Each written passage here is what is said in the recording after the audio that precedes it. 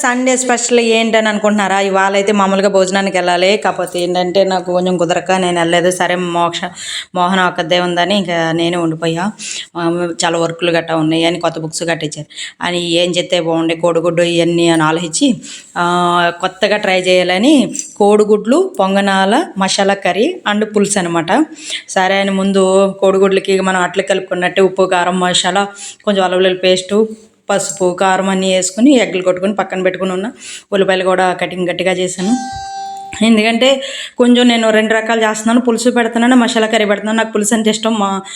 మోహనాకైతే మసాలా కర్రీలు అంటే ఇష్టం. వాళ్ళ డాడీకి కూడా కొంచెం పులుపు ఇష్టం ఉండదు. మనకు పులుపు ఇష్టం. మనం అంటే గోదావరి బ్యాచ్ కాబట్టి మనకు పులుసు ఉండాలి అబ్బా ఏదైనా. ఎందుకంటే మా వాళ్ళకి పులుసు ఇష్టం. ఏదైనా వస్తే చేపల పులుసులకు కడిగేసి ఉంచేస్తాం అనమాట ఎవరినైనా సరే. అది ఒక అలవాటు. మొత్తం మీద పులుసుకి అయితే రెడీ చేసేసుకున్నాం. ఉల్లిపాయ ముక్కలు ఫాస్ట్గా కొంచెం పెద్దగా ఉంటాం వల్ల ఫాస్ట్గా అవుతున్నాయి. కాకపోతే ఎప్పుడు కూడా మీడియం సైజు ఉల్లిపాయ టేస్ట్గా ఉంటుంది. కొద్ది పెద్ద సైజు ఉంటే టేస్ట్.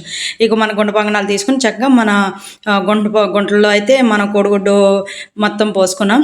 చక్కగా మూత పెట్టుకుంటే మనకి ఎలా అంటే కొద్దిగా ఆయిల్ పడుతుంది. చాలా తక్కువ పోస్తాను అనమాట. అంత ఆయిల్ వేసుకోండి. చూడండి ఎంత అందంగా వచ్చినాయి. ఏదో స్పాంజ్ ఏంటది అంటారో మన బన్లాగా అలా వచ్చినాయి. నీట్గా తిరిగేసుకుని ఒక 10 నిమిషాలు కూడా అలాగా తిరిగేసుకుంటే అటు ఇటు కూడా చక్కగా ఎగుతాయి అనమాట. పులుసులు అయితే అసలు రసం తాగేసి అసలు భలే జ్యూసీలా ఉంటాయి. ఈ పక్కన నేను ఉల్లిపాయకి ముందు పులుసుకి ప్రిపేర్ అవుతున్నా. ఇక నెక్స్ట్ తయారు చేద్దామని అలాగే ఇంకో బ్యాచ్ కూడా వేసుకున్నాం. చూడండి ఎంత బాగున్నాయి బబ్లీగా.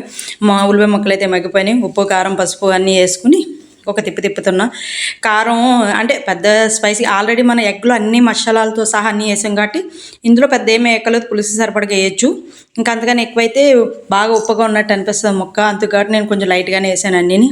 అయినా ఇంకా మేమే కాబట్టి అంత ఆడవాడు కూడా ఎక్కువ మసాలాలు అల్లం వెల్లుల్లి పేస్టులు లేదా ధనియాలు కొంచెం అన్నీ తక్కువ వేసాను. కొంచెం మగ్గగానే వాటర్ కూడా పోసుకుని చింతపండు అయితే నానబెట్టుకున్నాను.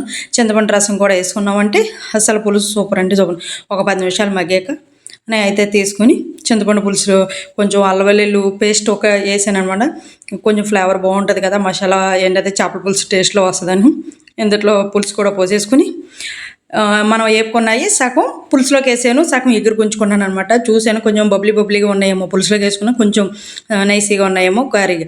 ఈ పక్కన కూడా నేను ఎగురికి రెడీ చేసుకున్నాను. ఆల్రెడీ ఆ ముక్కల్ని ఆఫ్ చేసుకున్నాను కాబట్టి ఇందులో కూడా సేమ్ ప్రాసెస్ అంతాను ఉప్పు కారం పసుపు మసాలా అన్నీ వేసుకుని చక్కగా కొంచెం అల్లం వెల్లుల్లి పేస్ట్ వేసుకుని కొంచెం మగ్గ పెట్టుకుని కొద్దిగా వాటర్ పోసుకుంటే మనకేంటంటే ఎగురు కూడా కొంచెం మరిగాక ఈ ముక్కలు కూడా వేసుకుని చక్కగా అలా తిప్పుకుంటే గరం మసాలా లైట్గా వేసాను. చాలా లైట్గా వేసాను బాగుంటుందని.